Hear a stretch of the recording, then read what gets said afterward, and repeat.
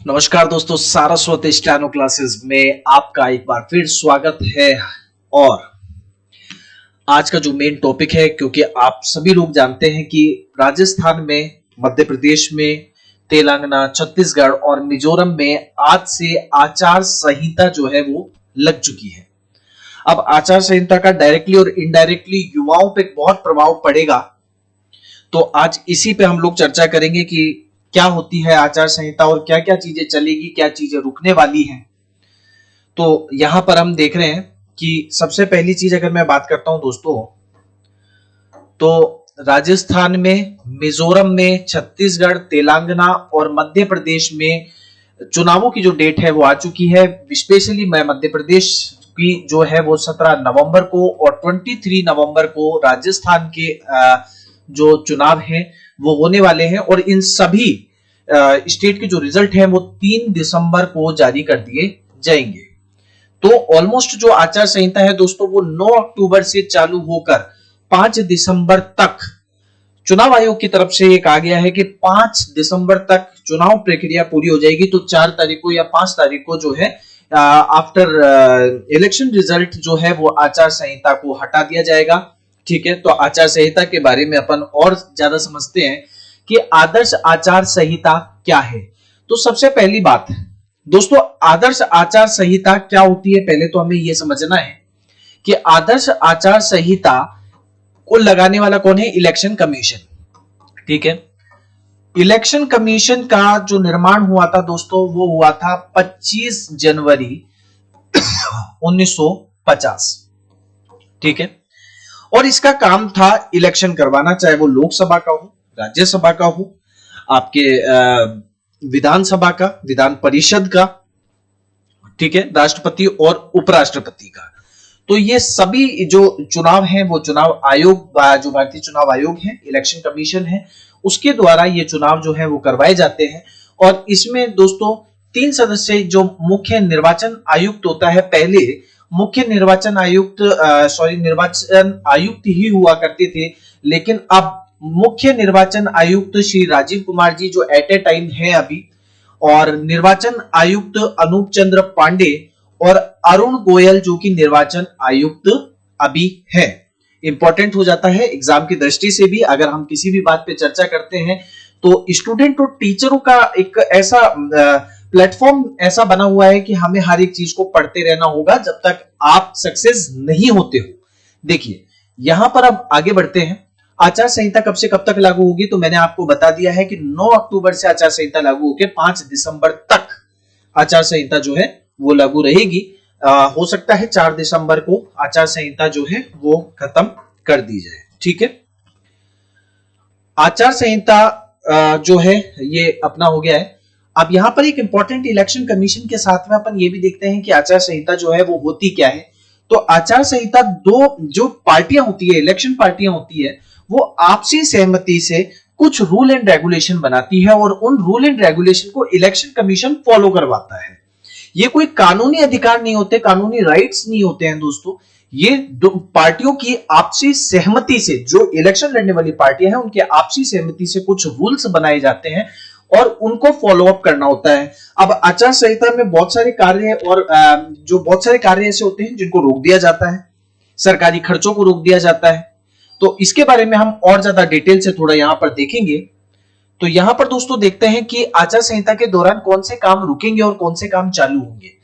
तो चुनाव अधिकारी और मंत्री प्राइवेट में नहीं मिल सकेंगे। मतलब ये कि अब निजी आवास पे, निजी वाहन में या कहीं पे भी अगर चुनाव आयोग के चुनाव अधिकारी जो है या फिर कोई मंत्री जो है वो आपस में अब कहीं पर भी नहीं मिल सकते हैं।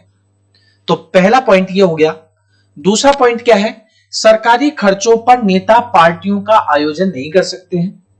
अभी आप देखते होंगे कि बहुत सारे मंत्रियों के घरों में और फंक्शन या पार्टी या खाना चल रहा होता है। तो अब सरकारी खर्चों पर कोई भी मंत्री, पार्टी या अन्य कोई आयोजन, भोज्य आयोजन इस तरह के नहीं कर पाएगा। हाँ, खुद के पैसों से वो कर सकता है। तीसरा, सरकार के कामों का प्रचार प्रसार सरकारी पैसों से नहीं कर सकते हैं। अभी तक दोस्तों आप देख रहे हैं कि टीवियों में जो एड आते हैं वो राजस्थान सरकार के अधीन एड आते हैं। या मध्य प्रदेश सरकार के, हरियाणा सरकार के अधीन ऐड आते हैं, तो उसका जो पेमेंट होता है दोस्तों वो जो है वो सरकारी खर्चों से होता था। लेकिन जब आचार संहिता लग जाती है तो अब आप देखेंगे कि कहीं पर भी आपको जो पोस्टर दिखाई देंगे मेट्रो के नीचे या कहीं पर भी आप जो पोस्टर देख रहे हैं, तो उसका पेमेंट अब मंत्रियों को या मुख्यमंत्री को खुद की जेब से करना पड़ेगा। अब उसका खर्चा जो है वो राजस्थान सरकार या मध्य प्रदेश सरकार या मिजोरम सरकार जो है वो नहीं उठाएगी।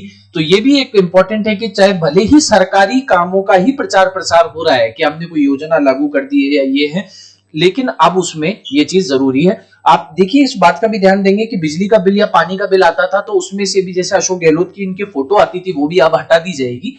तो इस तरह से कहीं पे भी अब उनका जो प्रचार है वो गवर्नमेंट लेटर्स पे नहीं होगा। ठीक है, ऐसी योजनाएं जो जमीनी स्तर पर तो शुरू नहीं हुई है रुक जाएगी। देखिए लागू घोषणा हो चुकी है लेकिन उसका कार्य अभी तक चालू नहीं किया गया है, तो ऐसी कोई भी योजना को यहां पर अब वो रुक जाएगी। ठीक है, विधायक और सांसद लोकल एरिया डेवलपमेंट फंड से कोई राशि नहीं ले पाएंगे। लोकल एरिया डेवलपमेंट फंड जो होता है वो मिलता है आपके एरिया को डेवलपमेंट करने के लिए। ठीक है, फंडिंग वहां से आती है, तो अब ये लोग यहां से कोई भी फंड जो है वो पैसा अब नहीं ले सकते हैं। इसके बाद आता है पेंशन फॉर्म, राशन कार्ड, हथियार लाइसेंस और बीपीएल कार्ड। बीपीएल कार्ड अगर आप बनवाना है, राशन कार्ड अगर बनवाना है, पेंशन फॉर्म आप भर के अगर फिलअप कर रहे हैं पेंशन के लिए, या फिर आर्म्स जो हथियार होते हैं वो अगर आप लेना चाहते हैं, तो दोस्तों अब ये सब चीजें जो है वो जमा हो जाएगी। और जो जिनके पास में हथियार भी होते हैं उनको भी थाने में अपने जो हथियार होते हैं वो आपको जमा कराने होते हैं एट ए टाइम ऑफ आचार संहिता। कोई नया सरकारी काम या नए टेंडर जारी नहीं होंगे। जैसे अपन देखते हैं कि बहुत सारे सरकारी टेंडर टाइम टू टाइम जारी होते हैं, तो अब दोस्तों कोई भी सरकारी टेंडर अब जारी हाल फिलहाल नहीं होगा। ठीक है, तो ये है कुछ जो काम चालू नहीं होंगे। भर्तियों की भी मैं विशेष तौर पे बात करूंगा। तो यहां पर अब देखिए बात यह है कि ऐसी योजनाएं जो चालू हो चुकी है, ठीक है, तो इस पे भी हम एक बार देखते हैं। अब तक वो योजनाओं पे हमने जो उन पॉइंट्स पे बात की जो बंद किए जा रहे हैं, लेकिन अब वो जो चालू रहेंगे। देखिए जो सरकारी योजना वास्तव में शुरू हो गई है जारी रहेगी, मतलब कोई भर्ती प्रक्रिया भी इसके अधीन आएगी। अगर कोई भर्ती प्रक्रिया चालू हो गई है तो उसके एग्जाम कंडक्ट हो सकते हैं, रिजल्ट आ सकता है, सब चीजें होगी। यहां तक कि चुनाव आयोग से पूछकर नियुक्ति तक भी दी जा सकती है। नई भर्तियां जो है वो शायद यहां पर अब हालांकि मॉड्यूल ये होता है कि नई भर्तियां भी चुनाव आयोग से परमिशन लेकर जारी हो सकती है, लेकिन चुनाव आयोग इस चीज पे परमिशन नहीं देता है क्योंकि दूसरी पार्टी की तरफ से इस पे विरोध होने की संभावना बहुत ज्यादा होती है। किसी योजना में संहिता लागू होने से पहले अभ्यर्थी की पहचान हो गई हो जारी रहेगा। बिल्कुल ये वाला पॉइंट कि ये किस किस को देनी है। अगर ये देखिए योजना चालू हो चुकी है और ये डिसाइड हो गया है कि जैसे फ्री स्कूटी की बात करूं या फ्री मोबाइल की बात करूं, तो इस तरह की योजना में जो चीज रनिंग है, जो चल रही है और डिसाइड हो चुका है कि ये देनी किस किस को है, तो इस तरह की योजनाओं को रोका नहीं जा सकता है। तो इस तरह की योजनाएं चलेगी। मनरेगा जैसी योजनाएं आचार संहिता में जारी रहेगी, इसको नहीं रोका जाएगा। ठीक है, ऐसी योजना जिनकी मंजूरी और वित्तीय राशि स्वीकृत हो गई हो शुरू रहेगी। जिनका वित्तीय जो पास हो चुका है पैसा और जिनकी मंजूरी भी मिल चुकी है, ऐसी योजनाएं भी जारी रहेगी। पुलिस और प्रशासनिक अधिकारियों के ट्रांसफर चुनाव आयोग के आदेशों पर होंगे। मतलब ये कि अगर वैसे देखिए किसी भी तरह का कोई ट्रांसफर और जो पोस्टिंग है वो अब नहीं हो सकती है, लेकिन कोई विशेष आयोजन के लिए विशेष प्रायोरिटी पर अगर जरूरत है तो ऐसे में पुलिस और प्रशासनिक अधिकारियों का ट्रांसफर पॉसिबल है।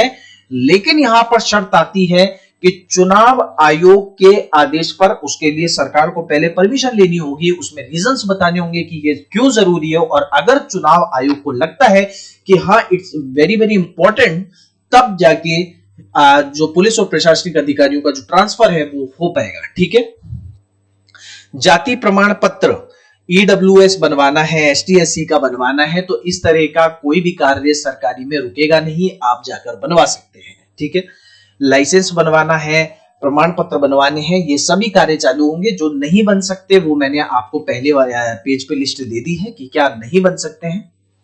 चलिए नेक्स्ट आता है, राजस्थान में 1 लाख पदों पर होने वाली भर्तियों के और अन्य स्कीमों का क्या होगा जिनकी घोषणा बजट में हुई है।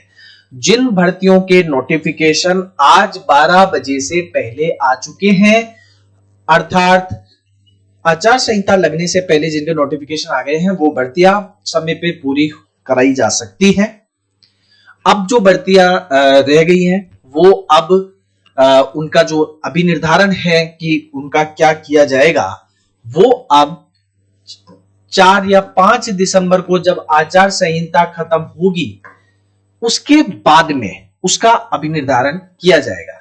तो अभी अगर आपके फील्ड की भर्ती अगर नहीं आई है तो आप इस बात को समझ लीजिए कि अब 3 दिसंबर तक वो भर्ती आपको देखने को नहीं मिलेगी या उस पर कोई भी कार्य जो है वो अब नहीं होगा।